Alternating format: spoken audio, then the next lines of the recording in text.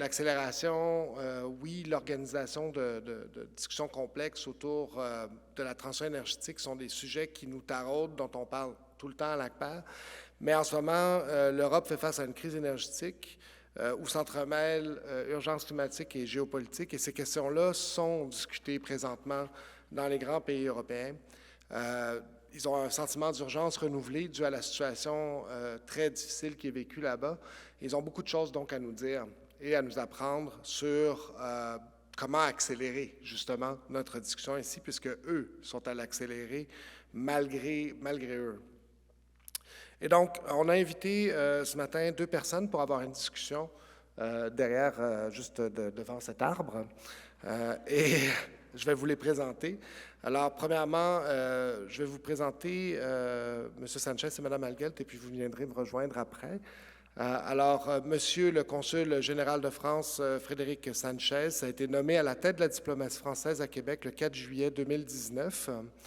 Il a pris ses fonctions de consul général le 3 septembre 2019 dans la capitale nationale. Professeur de philosophie en Normandie puis en Espagne, il est diplômé de l'ENA en 2000. Il devient conseiller des affaires étrangères à l'administration centrale du MEAE aux affaires économiques et financières. Désireux d'exercer son métier de diplomate, il interrompt ses mandats électoraux durant l'été 2019. Madame Algelt, Frédéric Algelt, est chef d'équipe pour les marchés et la réglementation de l'hydrogène à l'Agence allemande de l'énergie, qu'on appelle habituellement DENA. À ce titre, elle est chargée de développer et de coordonner les activités de la DENA liées à la création d'un marché mondial de l'hydrogène renouvelable et des vecteurs énergétiques synthétiques dérivés, ainsi que le cadre réglementaire au niveau national et européen, et aux critères de durabilité pour sa production et son utilisation. Elle détient un baccalauréat en relations internationales et une maîtrise en changements behavioraux. Donc, Frédéric, si vous pouvez bien me rejoindre sur scène et prendre place dans nos confortables divans.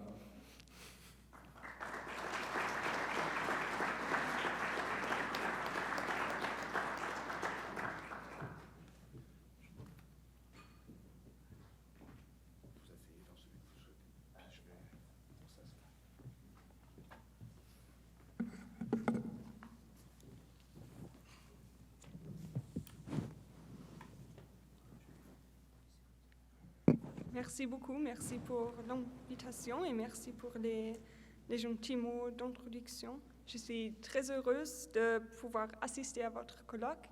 And if you permit, I will continue to give my introductory remarks in English.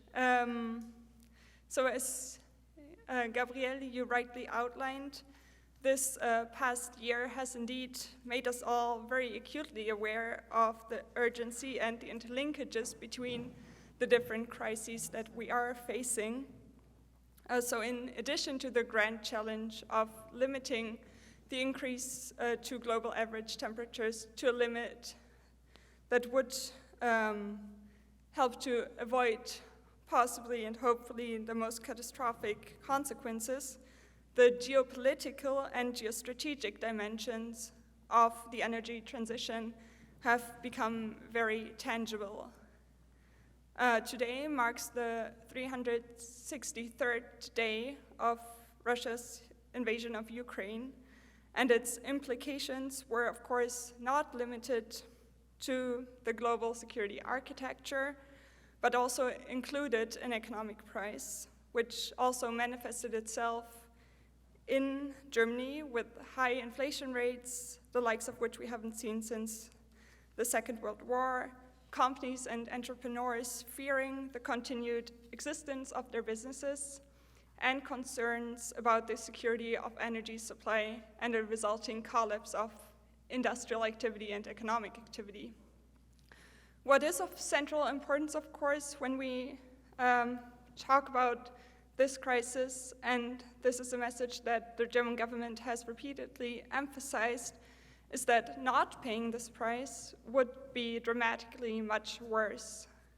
And when we talk about the German and European response to the crisis in the past year, I want to do this in the awareness that, and I'm quoting our Minister of Economic Affairs and Climate Action, this price is nothing compared to what the people in Ukraine have to endure and what the horror of the war and the bloodshed amount to.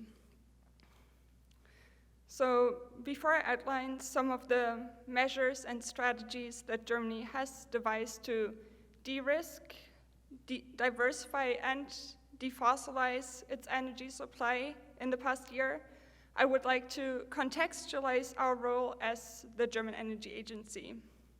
So DENA is a public company under ownership of the German government. We are a center of excellence for the applied energy transition and climate protection, and we work with stakeholders from across all sectors on both a national and international level. As a think tank, we study the challenges of building a climate-neutral society and support the German government in achieving its energy and climate policy objectives. In many of our projects, we work directly with the German government to support the development or the implementation of strategic objectives such as the National Hydrogen Strategy or short-term energy efficiency measures, and to inform decision-making, for example, by conducting our own studies or conducting stakeholder dialogues. 1 year ago, Germany's electricity mix was composed of 42% renewables approximately, and the remainder came from coal, nuclear, and accounting for approximately 13% natural gas. In final energy consumption across all sectors, natural gas even made up 26%, and more than half of the total amount of natural gas consumed in Germany was imported from Russia. So the energy security, as you can imagine, was very acutely challenged, and it became clear that both short-term measures to safeguard energy supply and reduce demand and mitigate the effects of drastically increased prices for households as well as for industry, and mid to long-term measures to increase the resilience and speed up the defossilization of the energy system were needed. So looking first at the short-term measures that were introduced, energy efficiency, of course, was key, and gas savings indeed were reduced in 2020, and compared to average consumption over the previous 4 years were about 14% less. Industrial customers used 15% less natural gas, and residential and commercial customers 20% less. What contributed to these savings? Aside from an increased awareness, higher prices certainly played a role. So to give you a bit of context, there was a peak of natural gas prices in Germany in September 2020 last year, when gas prices for new customers reached just over 14 euro cents per kilowatt hour, compared to just 6 cents per kilowatt hour in the previous year before the crisis. In November 2020, the German government then approved a draft law to cap the price of electricity and gas by granting customers a fixed volume of supplies at reduced rates. There was also a law introduced to safeguard minimum filling levels for gas storage facilities and to diversify energy supplies. Floating LNG terminals were built up in a very accelerated speed, and 2 are now in operation, with 4 more to be opened this year. But I want to focus mainly on the role of renewable energies, of course. And as part of the so-called Easter package of legislative proposals that were tabled in spring last year, the German government increased the targets for the expansion of installed capacity by 2030 to 115 gigawatts for onshore wind, 13 gigawatts for offshore, and 215 gigawatts for solar PV. This means that in 2030, a total of around 600 terawatt hours of electricity is to be provided from renewable energy in Germany.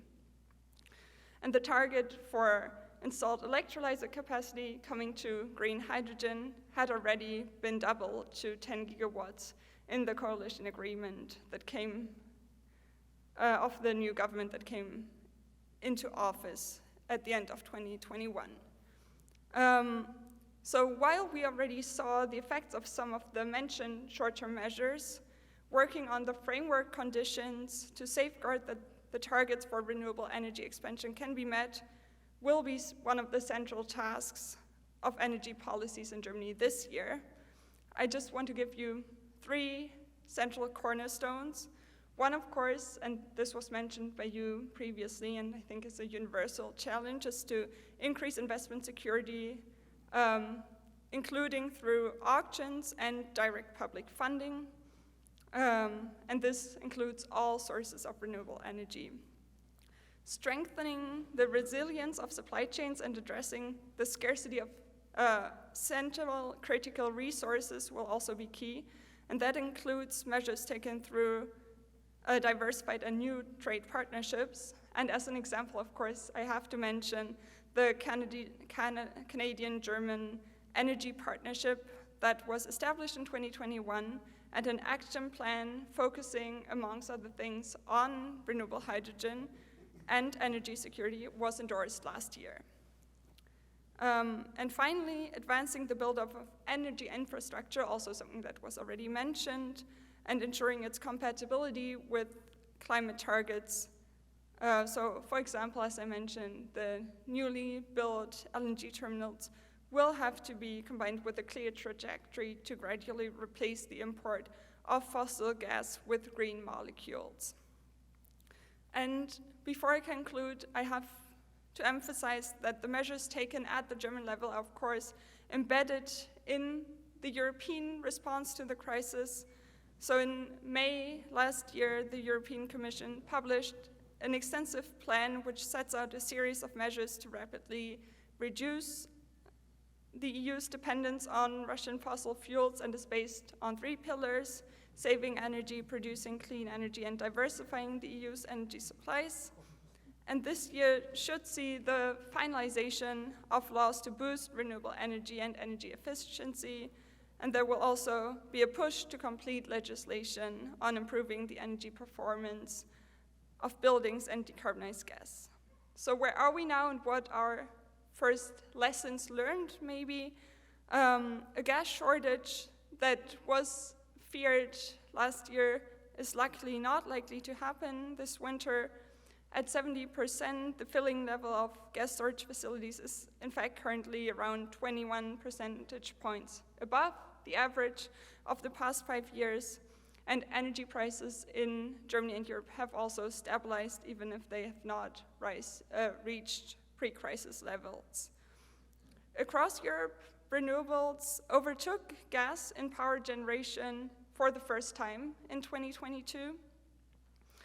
But still, I think we need to be critical, and it is very clear that had we exhibited the same decisiveness in expanding renewable energy capacities and building up value chains for key technologies for the energy transition prior to this crisis, we would be in a very different position now.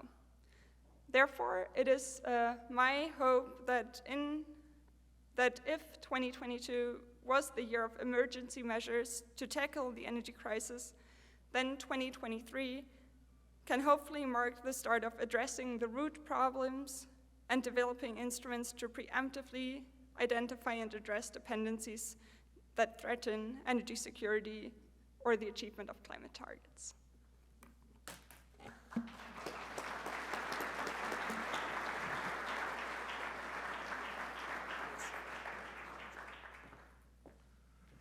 Merci, Madame Algelt. Très inspirant, très intéressant.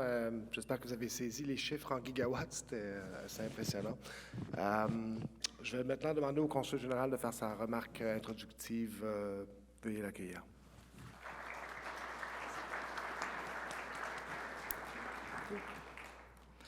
J'ai remarqué qu'il y avait beaucoup d'électricité statique qui se renouvelle avec le froid à Québec. Bonjour à tous, très heureux d'être parmi vous, très heureux d'avoir répondu à l'invitation de votre très belle association qui a pris la très bonne habitude d'organiser, si j'ai bien compris, notamment ce colloque annuel qui se tient forcément chaque année dans un contexte particulier, mais au fond particulièrement cette année. Il y a un an, la guerre en Ukraine commençait. Et il y a un an, au fond, une crainte majeure surgissait, celle qui consistait, notamment en Europe, à réfléchir comment nous allions pouvoir passer l'hiver. La crainte de ne pas pouvoir faire fonctionner nos industries, d'alimenter le chauffage de nos logements, d'alimenter en énergie nos systèmes de transport. Il y a un an, la crise climatique pouvait peut-être passer au second rang de nos préoccupations dans l'urgence d'une guerre bouleversant, au fond, les circuits d'approvisionnement, notamment en énergie fossile. Eh bien, ce scénario catastrophe pour ce qui est le plus grand défi de l'humanité, transformer son mode de vie et continuer à se développer pour résorber la pauvreté sans détruire la planète, eh bien, finalement, ce scénario catastrophe ne s'est pas produit. L'Europe a fait preuve avec beaucoup de solidarité, d'une capacité de résilience absolument remarquable, et avec l'Europe, au fond, une bonne partie de ce qu'on appelle communément en diplomatie, et certains termes d'avant la guerre froide ressurgissent, ou en tout cas de la guerre froide, nous avons réuni le monde libre.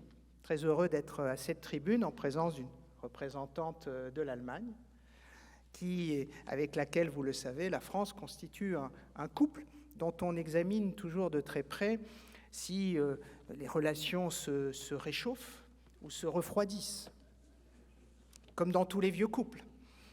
Ça fait 70 ans que nous reconstruisons ensemble nos relations et finalement que nous entraînons l'Europe dans notre sillage. Et sur ces sujets majeurs qui vous occupent ce matin, bien entendu, la France et l'Allemagne, depuis un an, inventent les solutions dans un contexte, encore une fois, difficile. Je suis très heureux de participer à une réunion qui bénéficie du soutien d'Électricité de France, Électricité de France renouvelable, filiale à 100% donc du groupe EDF, qui est en passe de redevenir intégralement une entreprise nationale française. L'objectif de cette nouvelle nationalisation d'EDF, vous le savez ici, puisque vous êtes des spécialistes de ces questions, est lié au fait que dans le cadre du mix énergétique français, le choix est fait, je vais y revenir, évidemment, d'accélérer notre production d'énergie renouvelable. D'ailleurs, EDF est un leader dans ce domaine, mais bien entendu, de mettre en place une série de nouveaux réacteurs nucléaires. Électricité de France, et puis de nombreux représentants d'entreprises. Nous allons et nous avons besoin de votre intelligence. Nous sommes des sociétés d'ingénieurs, en Allemagne, en France, au Québec. Nous sommes des sociétés d'ingénieurs et nous savons bien qu'il y a un certain nombre de technologies de rupture qu'il faut inventer. Nous avons confiance, le maire l'a dit brillamment il y a quelques instants, nous avons confiance dans cette capacité des entreprises et de leurs ingénieurs à inventer les énergies, les technologies qui vont nous permettre de résoudre ces sujets de transition énergétique. Je salue bien entendu les élus présents. Le président s'est exprimé il y a quelques instants. Dans une autre vie, j'ai été pendant 20 ans maire et président d'une métropole en France. Je salue d'ailleurs un maire que j'ai croisé dans mes activités, qui me semble avoir vu dans la salle tout à l'heure, mes activités de consul. La coopération décentralisée entre la France et le Québec, c'est devenu quelque chose de très important, la relation entre nos territoires, parce que nous avons besoin de l'intelligence des chercheurs et des entreprises, nous avons besoin du courage des élus. Le président s'est exprimé tout à l'heure, des décisions difficiles sont à prendre. C'est toute la question, comme on dit dans notre jargon, de l'acceptabilité sociale. En termes plus clairs, si les gens disent non, on ne va pas y arriver. Et donc il faut qu'ils disent oui. Et ceux qui, en première ligne, s'efforcent de contribuer à ce que les gens disent oui, dans les pays démocratiques, bien entendu, là où il n'y a pas de démocratie, le sujet se pose de façon un peu différente. Dans les pays démocratiques, ce sont les élus qu'il faut remercier pour leur capacité, effectivement, à saisir à bras-le-corps les problèmes réels auxquels ils sont confrontés. Quelques mots plus précis sur la France, bien entendu, puisqu'on m'a demandé, et puis je suis quand même le consul de France, de parler de la France. Mais j'ai déjà mentionné Électricité de France. Nous sommes dans ce contexte où, après un an de guerre en Ukraine, au fond, non seulement la crise énergétique n'a pas produit un effondrement de nos économies, mais on constate une baisse absolument incroyable de la consommation d'électricité et de gaz, 8% je crois, baisse d'électricité, 11% de baisse de consommation de gaz, sans que cela s'accompagne d'une récession de nos économies. Évidemment, la crainte de la récession est devant nous, le coût de l'énergie a produit une inflation importante. Pour autant, nos économies continuent à se développer. Et par exemple, en France, le chômage n'a jamais été aussi bas depuis 40 ans. On est donc dans un contexte où, au fond, à la question « peut-on y arriver ?» que posait le maire il y a quelques instants, la réponse, c'est vraisemblablement oui. C'est plutôt une bonne nouvelle. Parce qu'il a régné ces dernières années beaucoup d'incrédulité sur la question de savoir si on pouvait y arriver.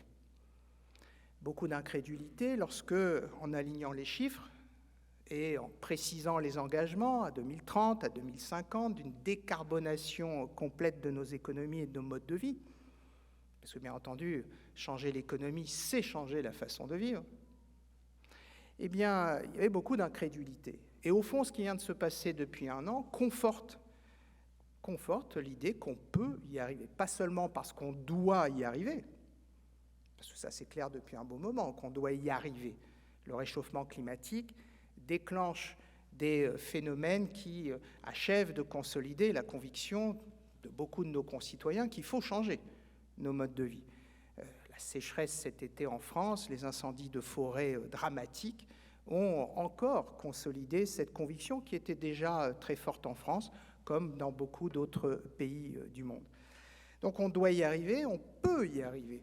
Et c'est vrai que l'exercice qui consiste à, au fond, constater qu'on peut baisser de près de 10% notre consommation d'électricité, sans qu'il en résulte une catastrophe absolue pour nos économies et nos modes de vie, est quand même un exercice intéressant. On y est arrivé parce qu'il y a eu un effet de mobilisation lié à la peur du manque.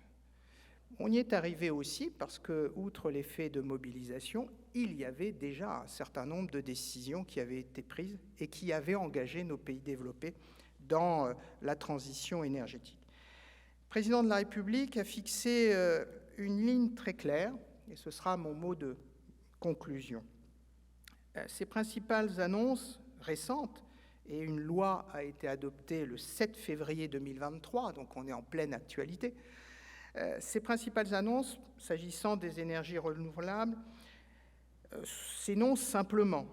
Il faut multiplier par 10 la puissance installée en énergie solaire pour dépasser les 100 gigawatts. Je parle bien de la France. Nous devons déployer 50 parcs éoliens en mer pour atteindre 40 gigawatts d'ici 2050. Nous avons d'ailleurs signé un accord avec la filière concernée. Nous a demandé le président de la République, doubler la puissance installée sur l'éolien terrestre pour atteindre 40 gigawatts. Nous devons atteindre 10% de gaz renouvelable, une échéance plus rapprochée, à 2030. Pour mettre en œuvre ces objectifs relatifs aux énergies renouvelables, eh bien, le gouvernement a proposé à l'Assemblée nationale et au Sénat, qui viennent d'adopter la loi, eh bien, d'accélérer le développement des énergies renouvelables. C'est le titre de la loi, accélération du développement des énergies renouvelables. J'invite ceux qui, parmi vous, ont envie dans ces domaines de faire des affaires en France, de regarder de très près le contenu de cette loi extrêmement novatrice qui doit diviser par exemple par 2 l'ensemble des procédures permettant de déployer, diviser par 2 le temps des procédures permettant de déployer justement l'éolien terrestre, l'éolien en mer, etc. Diviser par deux, ça suppose, dans nos états de droit, dans lesquels, fort heureusement, nos concitoyens ont droit de recours, ça suppose, évidemment, de mettre en place une nouvelle ingénierie normative, accompagnant une nouvelle ingénierie financière, visant à accélérer drastiquement les temps de déploiement. C'est tout l'objectif de cette loi qui va s'accompagner de mesures complémentaires relatives à l'hydrogène vert. Je pense que c'est un sujet que vous connaissez bien, j'y reviendrai peut-être pendant la période de questions. Et bien sûr, je conclurai là-dessus, parce que c'est un point qui caractérise la France dans le monde. Nous ne sommes pas seuls, mais nous ne sommes pas, accompagnés de beaucoup d'autres pays dans cette stratégie. Nous souhaitons, le président a exprimé le souhait de relancer la filière nucléaire française en France, avec le projet de 6 nouveaux réacteurs nucléaires et des études complémentaires pour 8 nouveaux réacteurs nucléaires. Une loi à cet effet, une loi d'accélération, devrait être discutée au Parlement français bientôt. Voilà pour mon propos introductif.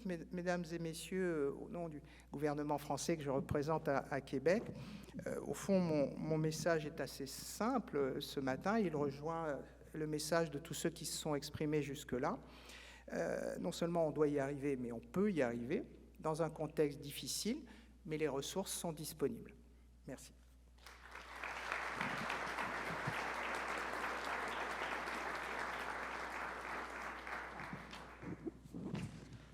Alors, je vous invite à prendre vos petits micros sur le côté de votre... Bravo, Monsieur le Consul. Alors, premièrement, merci beaucoup Frédéric. Je crois que tout le monde ici prend conscience des immenses changements là, qui ont lieu en France et en Allemagne. C'était le but du panel. Vous avez entendu les quantités énergétiques, les choses qui sont en branle. Moi, personnellement, Frédéric, j'ai entendu Madame l'ambassadrice au Canada s'exprimer il y a un an et demi avec des collègues de l'ACPER. On avait été frappés par l'ambition qui avait été énoncée. Une ambition qui disait essentiellement, oui, les Russes ont commis l'irréparable, mais nous ne laisserons pas tomber nos cibles climatiques au profit d'une transition énergétique accélérée. Ça avait beaucoup impressionné. Je crois que les mots que vous avez livrés, encore une fois, démontrent toute cette ambition puis cette force de caractère, de mouvement là, qui est exprimée par le gouvernement. Et puis pour vous aussi, là, Monsieur le Consul, on voit juste dans les quantités qui sont énoncées, les paroles du président qui sont extrêmement récentes, je crois, des indices qui sont très inspirants. Ce qui m'amène à ma première question.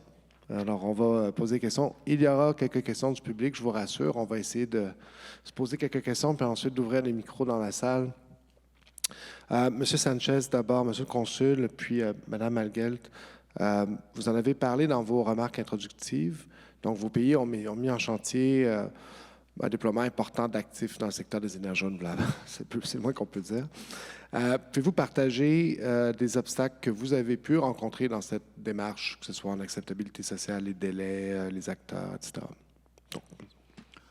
Écoutez, quelques mots rapides sur les obstacles, parce qu'ils sont évidemment nombreux. Ceux qui s'intéresseront au contenu de la loi définitivement adoptée le 7 février 2023, il y a quelques jours, en France, constateront au fond quelle est la vision française s'agissant justement du cadre à l'intérieur duquel nous pouvons lever les obstacles. Il y a dans ce beau pays qu'est la France de multiples espaces naturels protégés. Il y a de multiples monuments historiques que vous prenez plaisir à visiter. Il y a des activités qui font l'art de vivre à la française, comme nos magnifiques vignobles dans le Bordelais, qu'on connaît bien à Québec, etc., etc. Et puis nous sommes en état de droit. Nos citoyens, je l'ai déjà mentionné, ont évidemment la possibilité de contester l'ensemble des décisions administratives devant les juridictions spécialisées. Donc le sujet de l'accélération, c'est un sujet qui se traite par des dizaines de détails qu'il faut prendre en considération, à la fois pour que les fonctionnaires aient une sécurité juridique à l'intérieur de laquelle ils peuvent organiser évidemment leur prise de décision en termes réglementaires, et bien entendu des dizaines de micro-décisions qui viennent au fond, assurer les entrepreneurs privés qui ne vont pas y laisser la chemise lorsqu'ils vont investir en France. L'un des aspects importants de la loi, c'est la création d'un fonds de garantie qui permettra d'appuyer l'entreprise qui aura investi, de l'appuyer financièrement, si une décision devant le juge administratif venait ultérieurement, finalement, interdire quelque chose qui aura commencé à être déployé. On le sait bien, les études, dès le démarrage, coûtent cher. Lorsqu'on veut déployer un parc éolien offshore, comme on dit en mauvais français, en mer, un parc éolien à terre. Donc on est dans un contexte qui doit trouver un nouvel équilibre entre l'exigence d'aller vite, la préservation de ce qu'est la France que vous aimez, qu'on aime, et bien entendu la mise en place des solutions. Les élus locaux en France, ceux qui regarderont la loi, vont être en mesure d'organiser non seulement la concertation nécessaire avec les populations, mais ça c'était déjà le cas, mais vont être en mesure d'organiser dans les 2 ans qui viennent les zones, les termes de la loi sont très clairs, les zones à l'intérieur desquelles on pourra valoriser les énergies renouvelables de tout type, et les zones dans lesquelles un certain nombre de dispositifs seront interdits. Des zones d'exclusion, dit le jargon législatif. Donc moi, mon message, s'agissant des obstacles, c'est justement de vous inviter, notamment ceux qui souhaitent, entrepreneurs, s'engager sur ce terrain en France, en Europe, à regarder de très près l'évolution de nos législations et au fond l'évolution du pacte sur lequel rien ne fonctionnera entre les entreprises et les pouvoirs publics. Merci beaucoup, Monsieur le Consul. Madame Algelt, vos remarques sur cette question? Oui, merci. So, again, in English, if that's okay. Of course. So, yes, I can only really second what was already shared. Of course, there are obstacles, and of course, there are delays. So, in the case of Germany, we actually had much higher rates of expansion of renewable energy capacities back in the in the last century. So there was a significant slowdown after 2017 for onshore wind and after 2013 for solar PV. And in 2017, which was the record year in Germany for the installation of new wind turbines, we had, I think, 1,800 new wind turbines installed with a total capacity of more than 5,000 megawatts.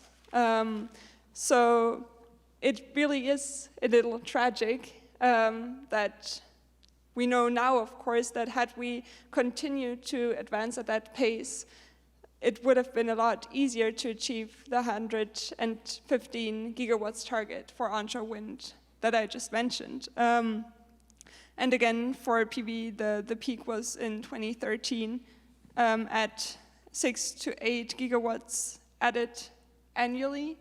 And then there was also a slowdown. So what were the obstacles and what contributed to this slowdown?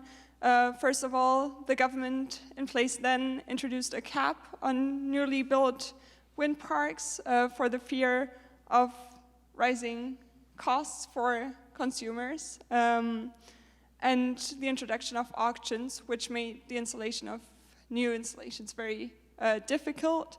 And of course, and this was also mentioned, the complexity of planning and permitting procedures did not help either. So in Germany, wind energy projects have an average duration of about 7 years, of which 4 to 5 years approximately is permitting and another 2 production and construction. And then you mentioned the social aspects. So the not in my backyard effect is something we also see in Germany. But I think what's interesting to observe is how the response has been. Also, as you know, Germany is a federal country with different federal states, and some of these introduce laws in response that really made it very difficult to implement projects. So for example, there's one federal state that introduced a rule that stipulates that the distance between a wind turbine and the nearest residential area must be at least 10 times the height of the turbine, which really makes it almost impossible to add new projects. And again, we now see movement, and the government is taking a different direction to reach the targets, and we've seen the numbers of installed wind turbines and the added capacity each year go up again, but it will be a process. May I ask a complementary question? When I was listening to the ambassador, she was even talking about asking the municipalities and counties or their equivalent to open a portion of their territory to basically clarify where this could be installed, and that they were actually asked for a fixed percentage. I think it was 2 or 3 or 4 or 5% of their territory, like that must be open for wind or solar. Is that did that continue? Did that discussion continue? Was it enacted?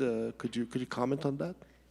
Yes, that law was passed last year, and it is in fact 2% of areas that need to be designated for new wind projects, but that only comes into effect in 2030, but by 2026, 1.4% have to be dedicated areas. Okay, so there are some intermediary targets.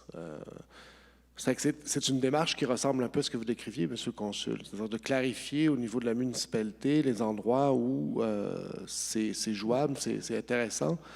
Avez-vous fixé des pourcentages de votre côté ou avez-vous fourni des balises aux municipalités pour éviter des situations telles que décrites par Mme Frédérique de distance, d'exclusion trop grande? Très difficile dans un pays comme la France de fixer un cadre normatif qui entre dans le détail d'un certain nombre de dispositifs. Si vous êtes en zone de montagne ou en zone de vaste forêt, les choses sont très différentes si vous êtes évidemment en zone urbaine dense.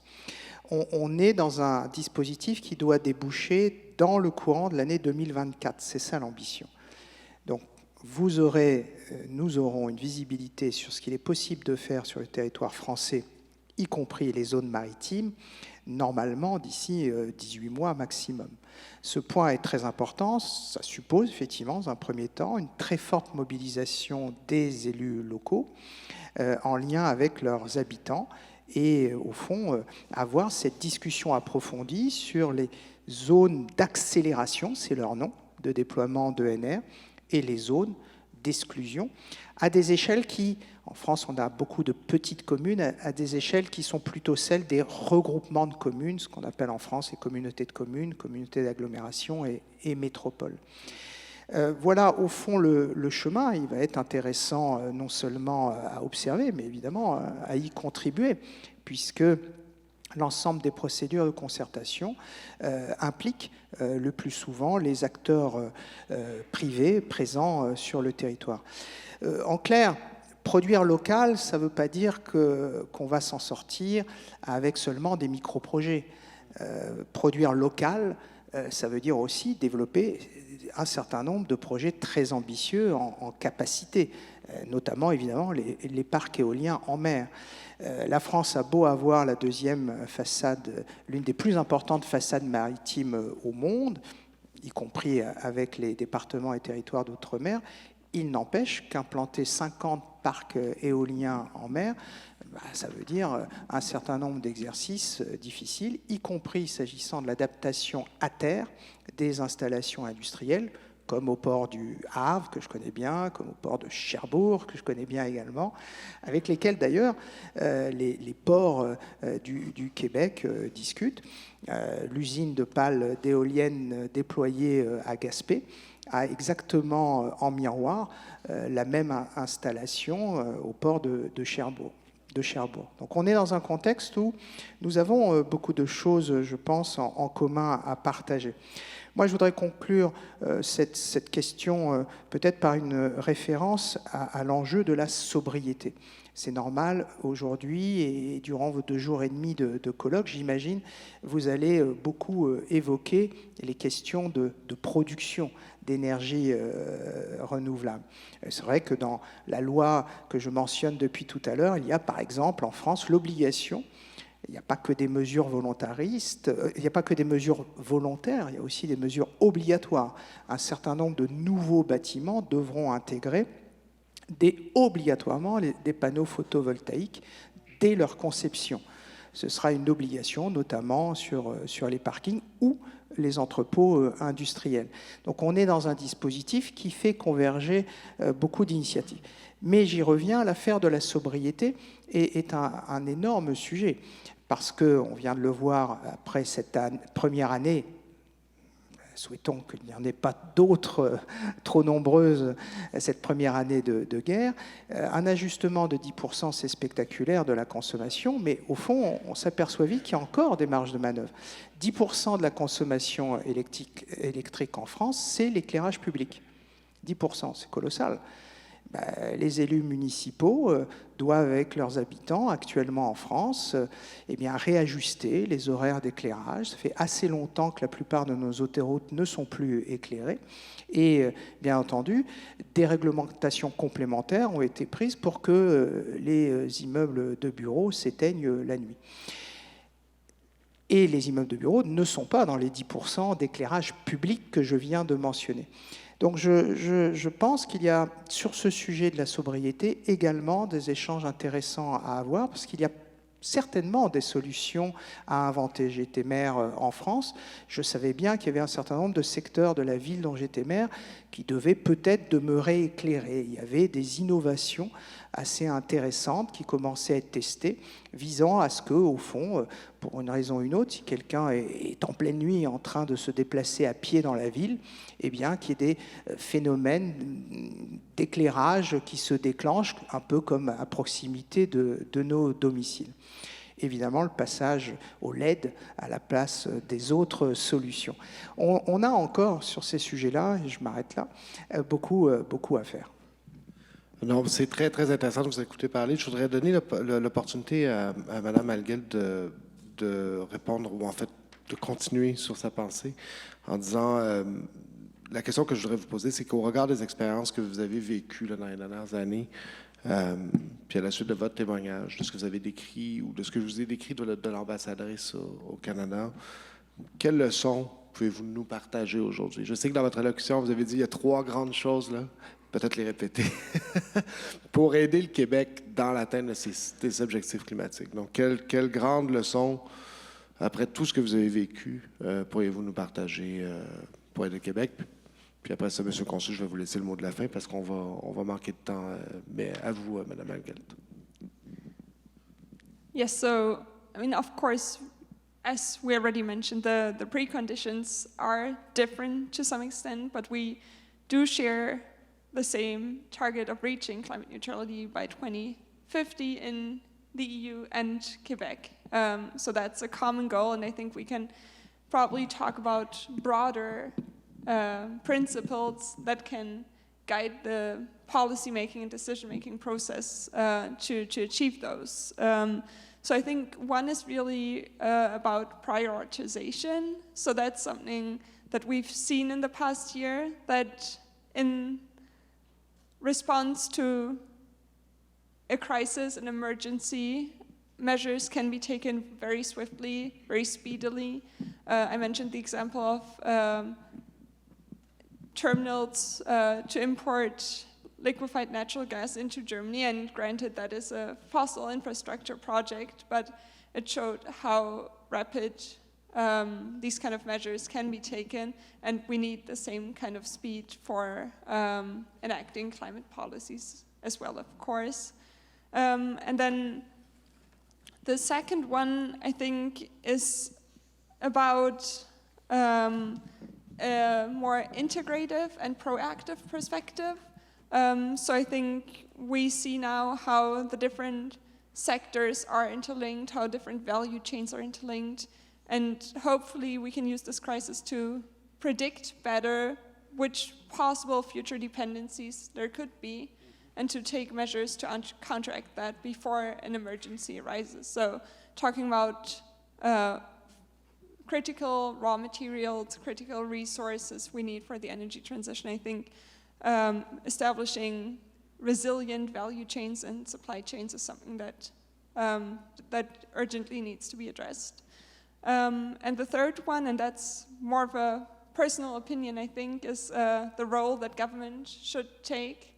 And I think I'm with the well-known researcher Mariana Mazzucato in this context, who formed the guiding principle of governments who are in charge of developing missions rather than just fixing externalities, and who can get everyone on board who is interested in advancing to achieve those missions with them. So it's really not about picking winners as a government, but about picking the willing who can contribute to achieving that mission.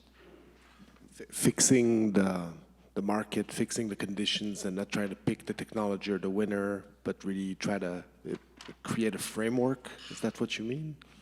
Exactly. Create a vision for what a climate-neutral society should look like, and then breaking that down into actions and identifying those actors who are willing to go along that way.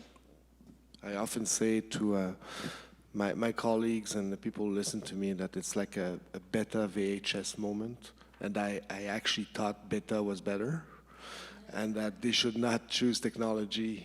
They should let the market and the framework do the job. But I thank you for this remark. It's very interesting.